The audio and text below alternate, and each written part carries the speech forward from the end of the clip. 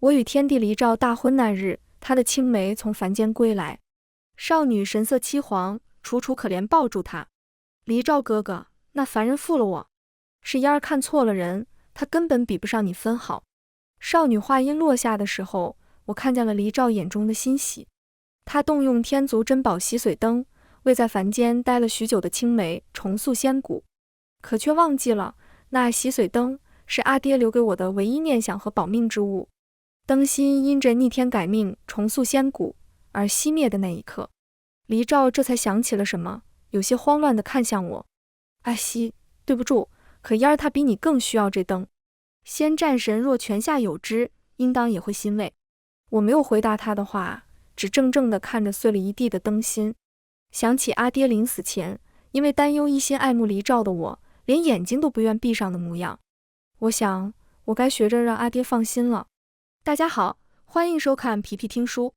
离照因着他那小青梅的请求，催动洗髓灯的时候，我立马跟着祭出法力，想要阻止他。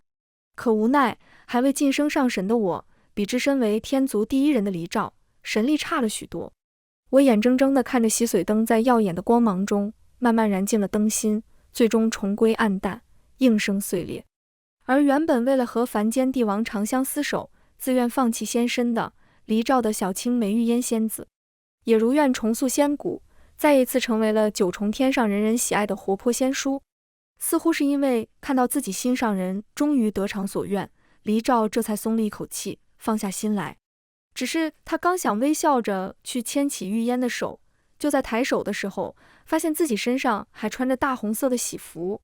看着那刺眼的红色，离照愣住，然后略微有些慌乱地看向我。阿西，对不住，可嫣儿她比你更需要这灯。仙战神若泉下有知，应当也会欣慰。我没有回应离照的话，只怔怔地看着地上洗髓灯散落的碎片，然后蹲下身去，试图捡拾那些碎片。洗髓灯的灯壳是由我们应龙一族曾统治的北海中的万年寒冰所造，即便此刻已经失去力量，但寒冰余威仍在，可却又正是因着失去了力量，无法认主。寒冰碎片毫不客气地划伤了我的手指。阿爹临死前的话语似乎又在我耳边响起：阿西，爹以后不能再护着你了。洗髓灯是我们北海的圣物，力量非比寻常，你拿着它，可保你一世安稳。以后爹不在了，你就不要再那么爱哭鼻子了，不然你让爹如何放心你？我看着指尖涌出的鲜血，突然觉得伤口好像疼得厉害。对不起，阿爹，我还是有点想哭。看着沉默的我，离照似乎终于后知后觉的有了些许愧疚。阿西，你别这样，是我不好，我会补偿你的。今日是我们大婚，婚礼还差最后一步，我们做完这一步，好不？离照的话还没说完，一旁玉烟身边的侍女就突然惊慌失措地喊出声来：仙子，你怎么了？离照想要朝我伸出的手顿在了半空中，他犹豫了一瞬，还是转身朝似乎是因为仙骨没有彻底稳固而昏倒的玉烟那边走去，然后抱着他急匆匆地去找天族医官。前来参加这场大婚的各路仙神见状，面面相觑，随即低声议论纷纷：天帝陛下这婚还能结成吗？你傻，天帝陛下以前就只喜欢咱们小玉烟，要不是小玉烟猪油蒙了心，非得嫁给那凡间皇帝，哪里还轮得到这个北海一族的孤女来当天后？话虽这么说，可北海一族毕竟是为了天界才全族战死，只留下一个孤女。天帝陛下若是不娶她，恐怕会遭六界议论诟病啊！你这话说的，明明是那孤女仗着全族的功劳，挟恩求报，抢我们小玉烟的大好姻缘。我跪坐在地上，手里还紧紧捏着那块划伤了我的寒冰碎片，沉默地听着那些仙神对我的议论和指责。挟恩求报吗？可分明是离照自己同意了这桩婚事。半个月前的那一日，他闯进了我的房间，说会娶我、护我，一辈子对我好。我忽然想起，当时离照身上隐隐约约的酒气和眼底的那一丝不甘。半月前，玉烟和凡间帝王定情的日子，原来如此，原来一直都是我在一厢情愿。我看着身上的婚服，原本有多期待这凤冠霞帔，现在就有多想把这刺目的红色撕个干净彻底。这婚不结也罢。我失魂落魄地站起身，在众人或嘲讽或看热闹的目光中，一步一步慢慢地离开了大婚现场。终于走到僻静无人处时，我慢慢蹲下，悄无声息地哭了一场。阿爹，我想回北海了。我回了一趟月华宫。月华宫是阿爹战死后，黎照为我在天界准备的居所。在天界寄人篱下的这些年，尽管住得十分不习惯，我依旧不敢改动月华宫的陈设，哪怕一分一毫。也因此，要收拾离开时需要带走的东西，很简单，也很快。我看着已经变得和我来时模样分毫不差的月华宫，正欲离开，却忽然想起还有一样东西我没有还给黎照。大婚前1日，他亲手交给我的凤凰花手串。其实我并不喜欢凤凰花，我更喜欢北海漫天大雪时绽放的雪地冰花。可将这手串交于我时，黎照神色坚定。阿西，你对我的好，我都知道。此生我定不会负你。若为此事，你便可以凭借这融了我一分神魂的凤凰花手串来取我的性命。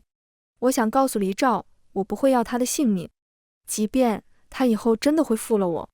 可当时我看着黎照眼中灼灼目光，心中只剩下感动。手串上的并蒂凤凰花依旧因着仙法盛开在琉璃球内。我想我应该把它还给黎照。可当我往黎照居住的天地居所过去时，路上却遇见了玉烟和他的侍女。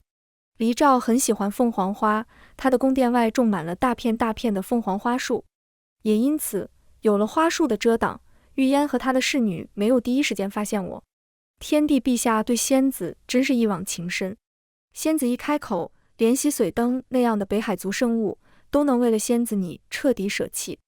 而且仙子喜欢凤凰花，陛下就在自己宫殿周围种了这么多凤凰花树，果然是一直在等着仙子你呢。玉烟的侍女笑着奉承他。听到这里，我下意识地捏紧手里拿着的凤凰花手串。果然，我早该知道的。应该生气吗？应该难过吗？我的思绪恍惚了一瞬，可却并没有为凤凰花的事情生气。好像从洗髓灯碎了的那一刻起，我对黎照就再也没有抱有过什么希望了。只是在那个侍女提起洗髓灯时，心里依旧揪着一般的疼。那当然，黎照哥哥最心疼的就是我，那个北海族的贱人嫁给黎照哥哥，真是做梦。此刻的玉烟不复在众人面前表现出的大方良善，语气中满是对我的怨毒和不屑。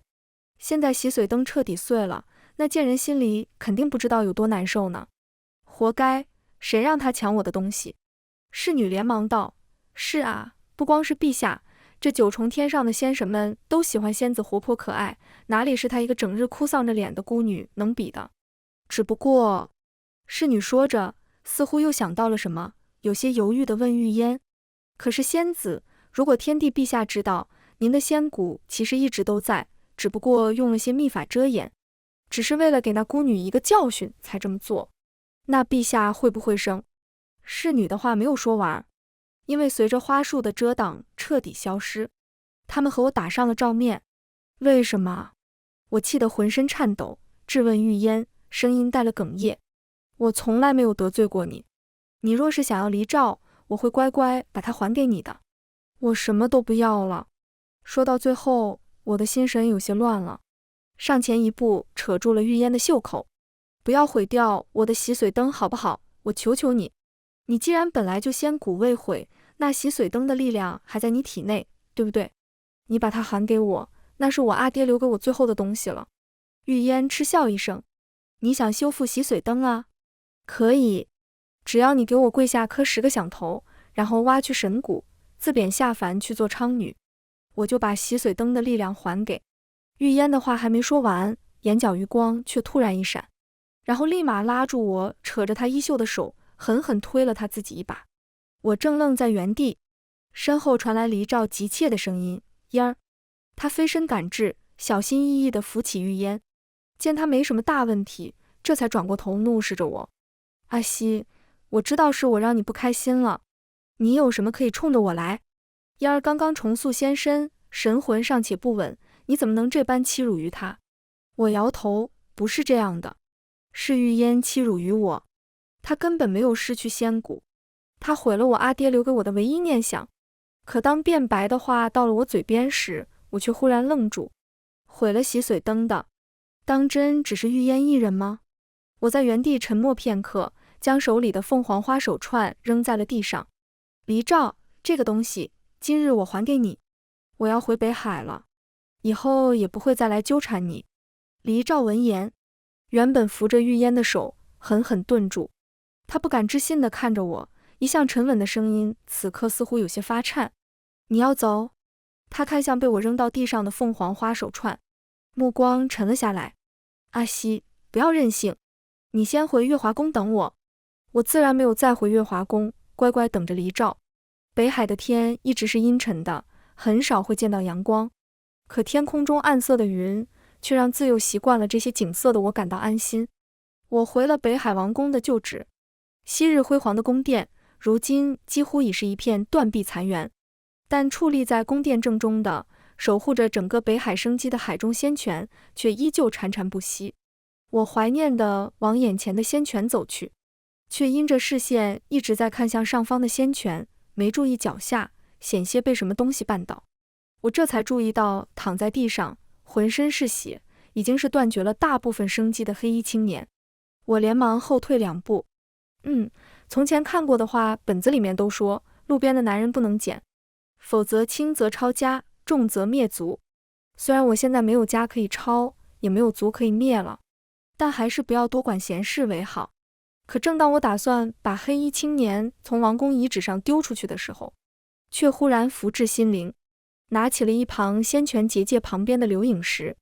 看完留影石记载的画面后，我把黑衣青年扛回了一处还没有完全残破的宫殿。北海应龙一族历来善战，可我是个例外，自幼便不如其他的族人神力强横，所以便另辟蹊径，修了医道。黑衣青年醒过来的时候，立马就想攻击出现在他视野里的我。别打了，你现在打不过我的。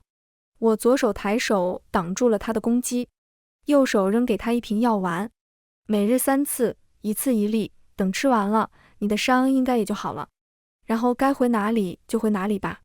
黑衣青年警惕地看着我，片刻后忽然开口：你是北海应龙一族留下的那个孤女，果真是个蠢货。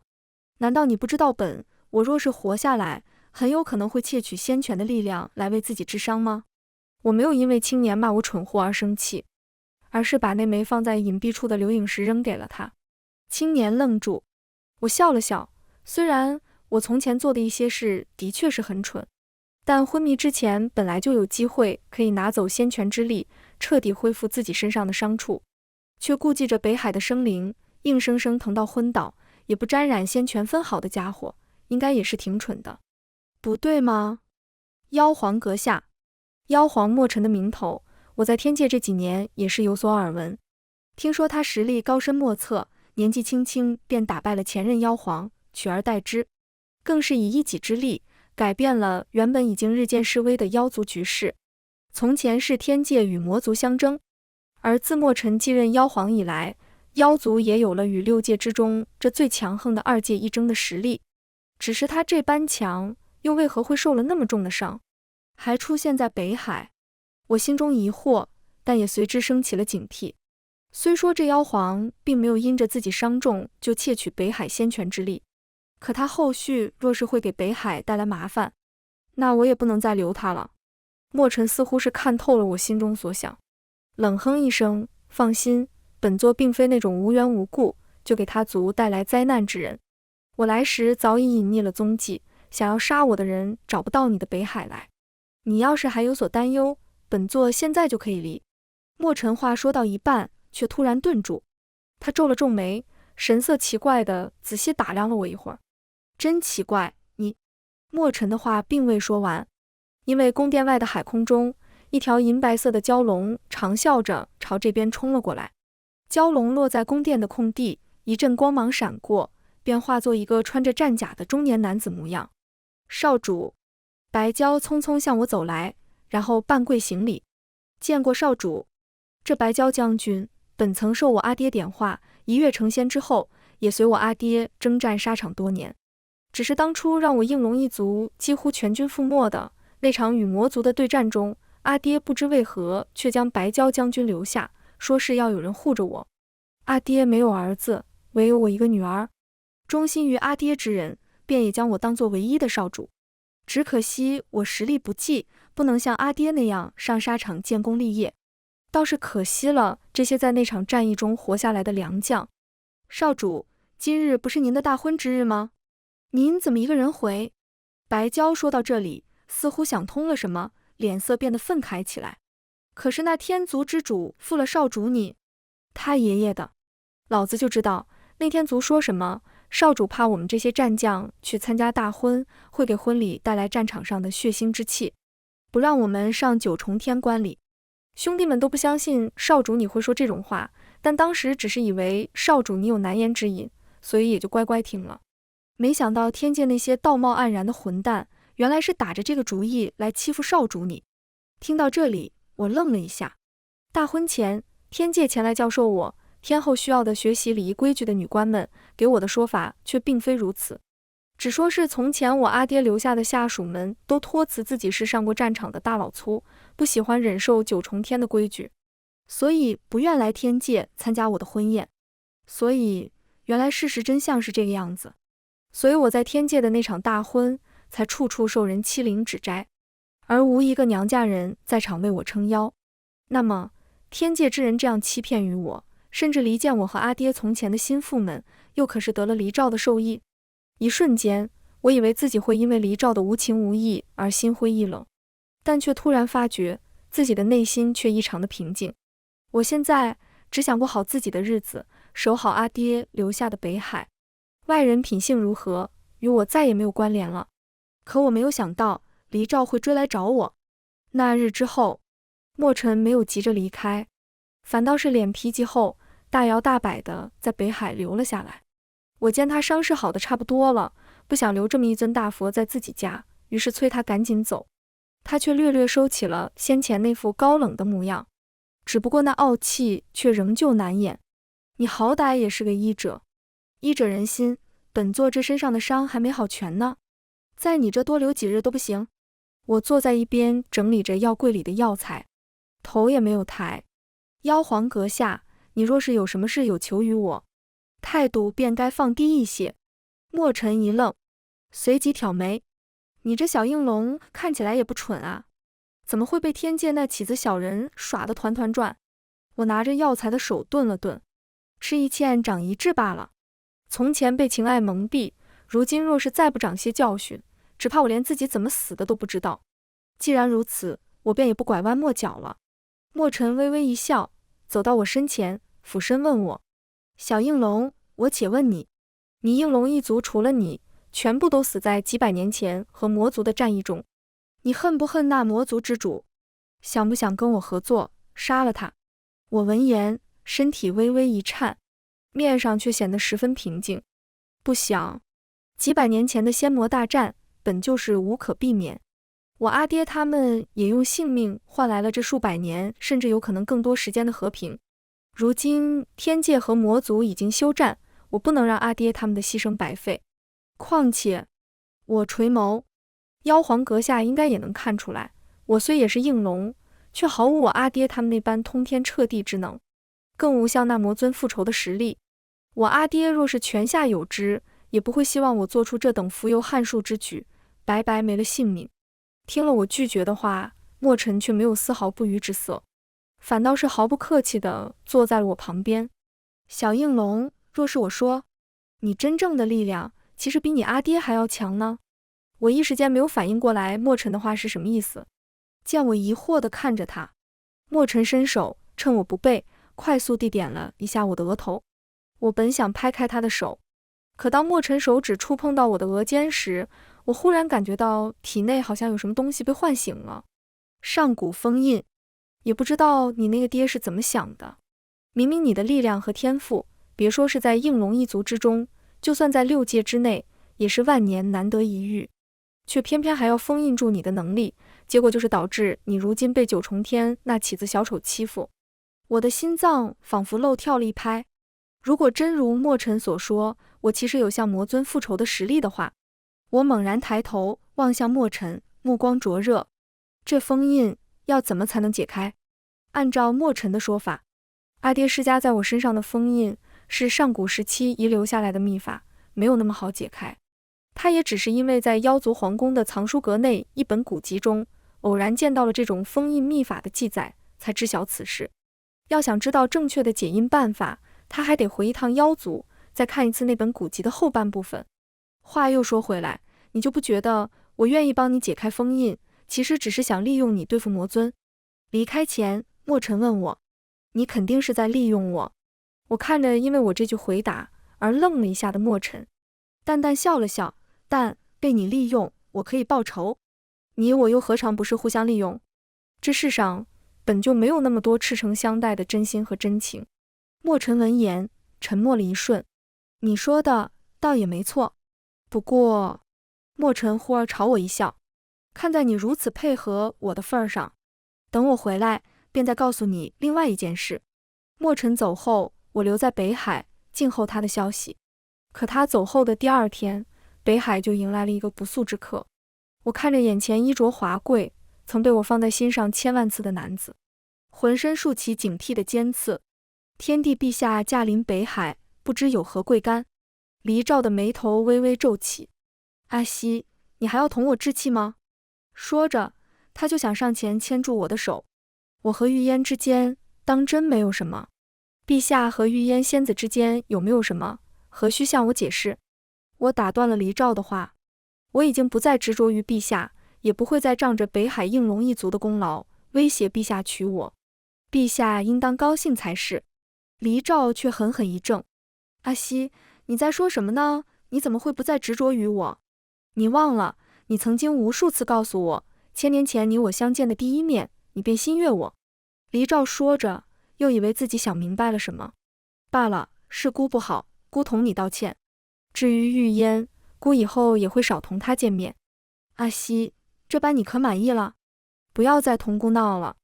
那……我笑意疏离冷淡。我的未婚夫在大婚之日，为了别的女子，毁了我阿爹留给我的唯一义务，又带着那女子离开，放任所有人嘲讽我，耻笑我。原来将人羞辱到这种程度，陛下还以为他人只是在同你闹。恕我直言，陛下是否太过自信于自己的魅力，以为别人都非你不行吗？黎照愣住。可姑也不是故意的。阿西，从前我们无论有多少分歧，你最终都会顺着我，和我站在同一边。为何这次你偏偏就不能原谅姑？我嗤笑一声，摇了摇头，不想再和黎照多说，转身就想离开。黎照拉住了我的手。阿西，黎照哥哥。却是玉烟也跟来了北海。他匆匆跑了过来，又一副小心翼翼的模样看着我，装的好像我能给他多大的委屈受一般，然后又红着眼眶看向黎照。黎照哥哥，你是跟月溪姐姐和好了吗？太好了。嫣儿本来还在担心月溪姐姐会不会仍旧因为那盏洗髓灯还误会于你，只要你们和好，嫣儿就放心。玉烟说着，话里话外却都在提醒我，对我最重要的洗髓灯是如何被毁的。可黎照没等玉烟说完，就有些不耐地打断了他的话。好了，嫣儿，我与阿西还有话要说，你先回天界吧。北海也不是你该来的地方。玉烟愣住，脸色一瞬间变得难看至极。2日过去，黎照却丝毫没有离开北海的意思。他不走，玉烟自然也不愿离开。我正在烦恼到底该怎么打发身份地位明显高于我的黎照离开，就又见他前来寻我。阿西，同我回天界吧。我正要再一次拒绝，一个熟悉的声音却自我身后响起。看来我来的好像不是时候。你回来啦。不同于对黎照的厌烦，墨尘是真真正正可以帮到我的人，因此见他回来，我心中一喜，面上神色也显露了几分，但很快又收敛起来。只不过那一瞬间的欣喜还是被黎照捕捉到，他不知是脑补了些什么东西，不甘心的想要拉住我。阿西，你就是为了他才不愿意跟我回去的吗？这话好像也没说错。我点了头，所以陛下可以不要再纠缠了吗？黎照还是没有离开北海。我并不是十分理解他的想法，但大抵人都是失去了才会知道要珍惜。摇了摇头，我不再去思考黎照是怎么想的，而是专注于配合莫尘的方法，暗中解除阿爹施加在我身上的上古封印。莫尘没有骗我，可当封印彻底解开的那一刻，他问了我一句话：小应龙，想不想知道你阿爹到底是怎么死的？黎照再一次来找我的时候，我没有像之前那样急着拒绝他，而是神色认真地问道：黎照，你当真要我跟你一起回天界吗？黎照一怔，随即欣喜万分：自然，阿西，只要你愿意，我们现在就回去。你仍旧是我的天后。我没有立刻说愿意或者是不愿意，而是问道：黎照，你知道的，我只是一介孤女，又无强横神力加身，因此总是惶恐天后之位，所以之前才拒绝你。之前那日大婚，我们并没有理成，你可愿再娶我一次？我和黎照一起回了天界，并且还要再一次举办大婚，这事很快就传遍了九重天。那些喜爱玉烟，并且在上次大婚之时嘲讽过我挟恩图报的仙神，私底下都纷纷为玉烟鸣不平。但即便如此，也无法阻止心意已定的黎照。不但如此，他还不顾众人反对，应了我的要求，同意我阿爹在北海的旧部也前来参加大婚的婚宴。婚宴当日，我身着大红嫁衣，一步一步走向在高台上等着我的黎照。可周围的那些仙神却依旧窃窃私语，一婚二结，当真是不吉利。也不知道天帝陛下到底是怎么想的。玉烟明明比这孤女好上千倍万倍，听说这孤女前阵子回北海的时候还和妖族男子勾搭上了，此等水性杨花、不守妇道的女子，哪里配当我们的天后？那些仙神的话说得越来越难听。只不过同样来参加婚宴的我阿爹的那些旧部们却没有什么表示。见状，九重天的人更加肆无忌惮。要我说啊，这孤女克父克母克全族，就该一道天雷杀了事。就是若是让这挟恩图报又得不配位的孤女以后压在我们头上，那哪里还像话？议论声还在继续，我却忽然停下了脚步，看向议论最狠的那几波仙神。他们被我的目光盯得有些不自在，但仍旧头颅高昂，十分傲慢。天后娘娘盯着我们作甚？难道是心思因为被我们说中了，恼羞成怒？我笑了，看向对方，缓缓开口：如果我真的是生气了，并且想让你们付出代价呢？其中一个仙官色厉内荏地冷哼一声：那又如何？即便你这孤女成了天后，天帝陛下何等英明，定然也不会因为你这孤女的枕边风而惩罚我等忠臣。的确，我看了一眼，因为迟迟等不到我动作，有些疑惑地看着我的黎照。他注定是等不到我了。下一瞬，我轻轻抬手，释放出自解开封印后便被我隐藏起来的磅礴神力。刚刚还在说自己是忠臣的那个仙官，顿时血溅当场，殒命而亡。黎照会不会惩罚你们，对我来说无所谓。我笑着，在九重天部分人惊恐的目光下，手握神力，带着杀意，一步一步走向宾客席。因为要杀你们的人是我，忠臣。这说法当真是可笑。当初我阿爹忠于天族，为天族之人的安宁征战沙场，却被你们这些奸佞小人害死。尔等如此奸邪之人，也好意思自称忠臣？同意跟黎照回天界的前一晚，墨尘告知了我当初北海应龙一族覆灭的真相。他说，当初仙魔大战，以我阿爹和应龙一族的实力，本不该如此轻易在战场上全军覆没。但当时应龙一族军士们的实力，已经到了天族那些养尊处优、高高在上的仙神们无法控制的地步。于是他们联合起来上书，向前任天帝阐述我阿爹可能会造成的种种危害。而当时的天帝黎照的父亲也十分忌惮我阿爹在战场上打下来的声望，于是堂堂天族之主竟以在仙魔大战中自退一步，割让部分势力为代价，说动了身为敌对方的魔尊，让魔族大部分的兵力都去往剿灭应龙一族。而天界则是彻底无视了我阿爹当时发回的求援信息。我阿爹一直都不愿相信自己忠诚以待的君主会忌惮到要让自己彻底消失。这么多年，他为了让钱天帝能够信任自己，不但屡次将战功拱手相让，还封印了我的真正实力。可即便如此，阿爹还是没有逃过这个死劫。但最后一次上战场前，他似有预感一般，留下了白椒将军和一批忠心的下属看护我。一开始，我并不十分相信墨尘的话，直到他拿出了带有前任天帝灵力印信的与魔尊互通消息的信件。我不知道他是怎么得到这些信件的，也不知道他为何执着于要去杀掉魔尊，但我知道铁证如山，所以我阿爹和应龙一族的仇必须要报。原先对那些谩骂我的议论声不为所动的北海军士，也在我动手的同一时刻亮出了掩藏在衣袍下的兵器。一时间，婚宴现场大乱起来。黎照急匆匆释放神力，稳住周围，然后不解地质问我：阿西，为何？我将那些信件扔给了黎照。今日我只报我阿爹他们的仇，无关之人我不会动。你若不阻止我，或许我们还能留有那么一丝从前的情分。说罢，我不再去管因为看到信件内容而震惊不已的黎照，朝那些正在仓皇逃窜的仙神轻声开口：杀！我身上溅满那些仇人的血，带着阿爹的旧部们回到北海的时候，墨尘在等我。你的事解决完了，现在该来帮我了吧？我点头。白椒将军不放心，少主，我随您一同去。不必。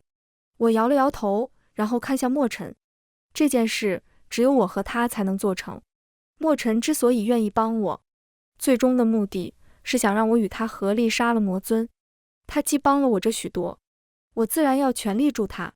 可当我和他隐匿行踪，潜入魔宫刺杀魔尊，即将成功之时，不敌我二人合力攻击，已经受了重伤的魔尊却疯狂大笑：应龙族的丫头，你倒是有血性，只不过你随我儿一起来杀我报仇，就没想过他是你杀父仇人的儿子，因此也应该是你深恨之人吗？我愣了一下，手上的攻击因此变慢，看了一眼沉默不语的墨尘。我明白过来魔尊的话是真的，可他为何要杀自己的生父？就在我犹豫的空当，魔尊最后蓄力一击的业火朝我的致命处袭来。丫头，拉你来垫背，我也算死得其所。可墨尘却挡在了我身前，业火化成的利剑穿透了他的心脉，而与此同时，魔尊也因为用尽了最后的力量，伤重而亡。我扶住墨尘摇摇欲坠的身躯。为什么？我们明明没有那么深厚的情谊，甚至可以说只是认识了不到2个月时间的合作伙伴罢了。墨尘吐出一口血来，却是笑着看我：小应龙，你曾说过，这世上本就没有那么多赤诚相待的真心和真情。可我要是说，其实也是有的呢。只可惜我没有慢慢跟你互相了解，在彼此交付真心的机会了。不过好在，就像我那个狼心狗肺的亲爹说的，我是你杀父仇人的儿子，还一直瞒着你，所以你也不用难过，只要不原谅我就好了。小应龙，除了你自己，你不用原谅任何人。墨尘死后，我回了北海，这期间黎照来找过我，但我并没有见他。他在王宫旧址前徘徊许久，留下一封写着他已经清算完了的剩余当初陷害我阿爹的人的名单，便回去了。我看完那名单，没有再说什么，只将信件收了起来。一旁的洗髓灯光芒明明灭灭，那日在天族，我便从玉烟身上将洗髓灯的力量夺回，修复了灯芯，但灯上的裂痕再也无法恢复如初，就如同我此刻的心境。只是无论如何，我都要好好继续活下去。全文完，皮皮听书，感谢您的观看，我们下个故事再见。